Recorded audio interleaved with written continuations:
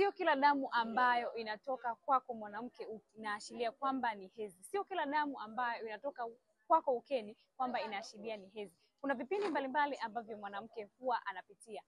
Kuna kipindi ambacho mwanamke anafanya upevushaji, yani huwa damu pia huwa inatoka katika sehemu zake za siri. Lakini pia kuna kipindi ambacho mwanamke huwa anapitia kama vile ectopic pregnancy, mimba ikiwa imetungwa nje ya kizazi, huwa pia damu inatoka sehemu zake za siri. Lakini pia endapo ukiwa umeambukizwa na magonjwa kama vile PID, huwa damu inatoka sehemu zako za siri. Sasa kama wewe ni mwanamke ambaye unapitia vipindi hivi hapa vifuatavyo, ndugu yangu, usiendelee kulilea tatizo, bali fanya uamuzi mapema.